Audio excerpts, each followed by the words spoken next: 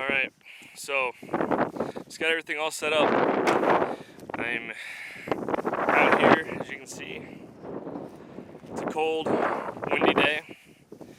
Not that cold though for South Dakota. It's about 30, 32 degrees, somewhere in there. I've got all the way down there, can't really see it without being zoomed in, but I've got my 10-inch piece of steel sitting down there. Rangefinder puts me at roughly about 530 yards, 35, somewhere in there, give or take. So the hardest part is the wind. It's kind of at my back, kind of at my about 4 o'clock, between 5 o'clock. It keeps shifting, so that's going to be the hardest part of this shot, is to be able to get the wind call right. So backed all the way up to, had to cheat the rangefinder a little bit because I couldn't hit the steel with the rangefinder, but I'm guessing I'm at about 780, 790, somewhere in there. I've got, the way the wind's blowing, I can't get in the truck anymore. I tried getting in there at first and just couldn't do it. The way the wind is, I didn't have enough stability to actually hold on target. So what I've done is I am actually sitting on the ground. Where am I at? There we are. So I'm actually sitting on the ground. I've got those tires set up for a little bit of a windbreak, and then my truck is part of the other windbreak as well. So the goal is to get this shot on film, and by me laying on the ground, I should be a lot more stable to be able to get that all done. So that's the plan anyway. So let's see what we can do here. I've got the dope dialed into the scope for the elevation. We can do.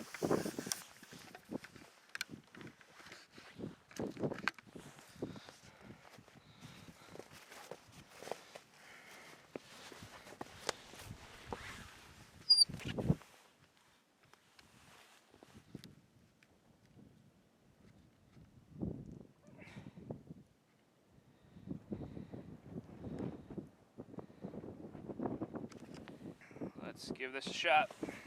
The way the wind's going, I'm gonna be holding probably about 5 MOA to the right. I got a pretty gusty wind between 10 and 15 miles an hour that is actually gusting over 20 at times from right to left. Not quite a direct crosswind, but pretty close to one. So let's see what we can do.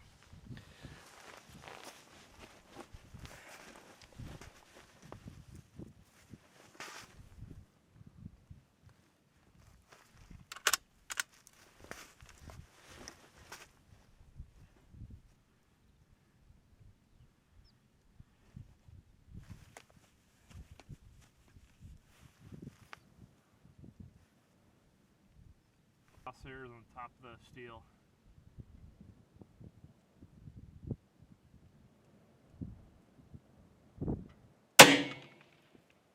Hit.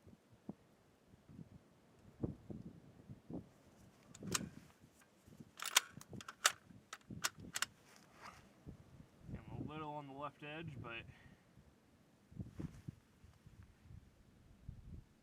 these conditions, I'll take it. Same holdover.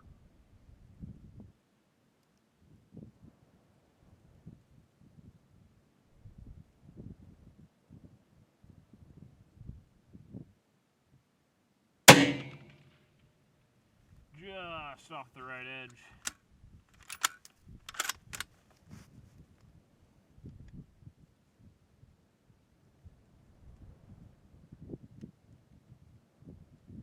Elevation looked to be spot on.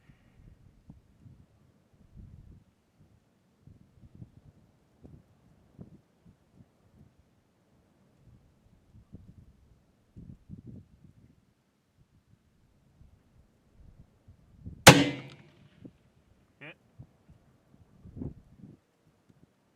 I think I can see the impact a little bit on the right side, but elevation is perfect. Alright. Holding at about 5 1/4 MOA for the windage. Do it again.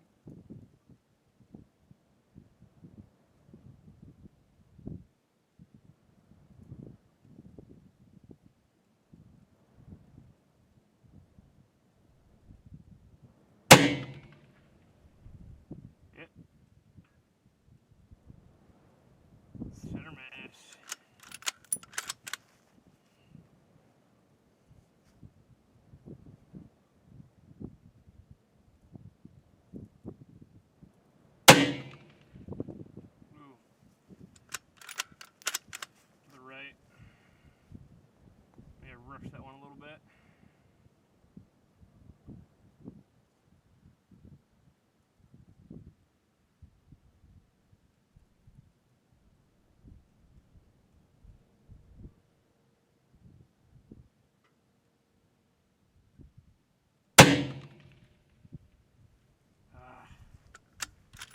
here to the right again.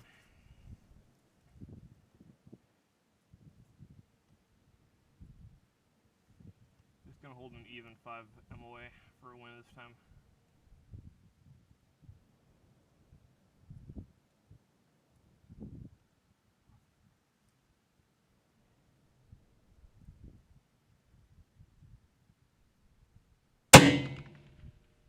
Oh, come on. Just to the right again.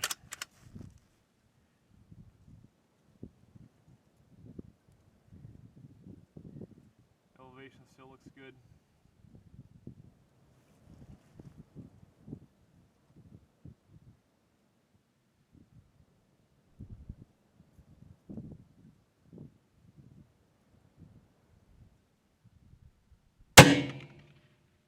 Hit.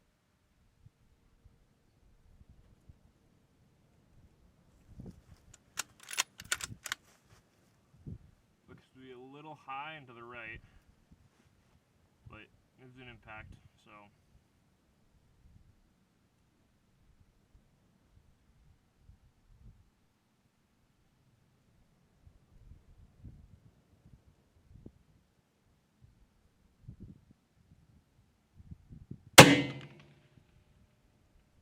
Another impact. Looks like it's about the same spot as the last shot, so gonna hold about a quarter MOA. Actually, I'll just dial a quarter MOA lower. And I'm at, for windage, I'm holding right at about 4.5, 4 3/4. So I'll back that down to an even floor one, see if we can't put one right in the center of it.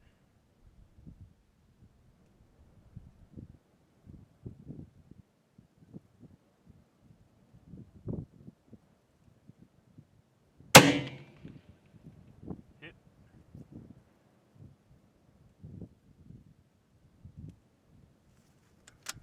Not sure where that impacted.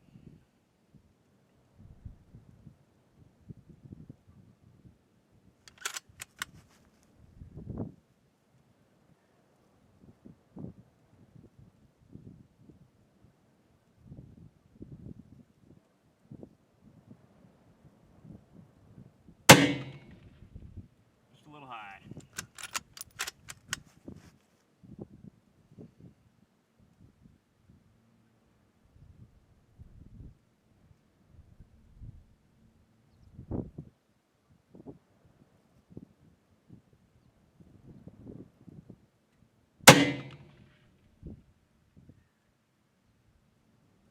I think that one might have actually been slightly low. The way the snow bounced up all around it. Kind of hard to tell for sure.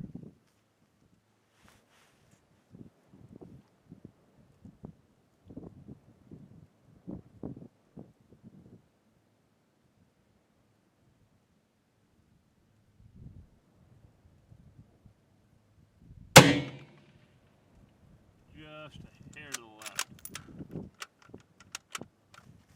That's all she wrote. Alright, gun's loaded up in the truck. Start driving back now to get the target all picked up. All the way back there. So, until next time, guys.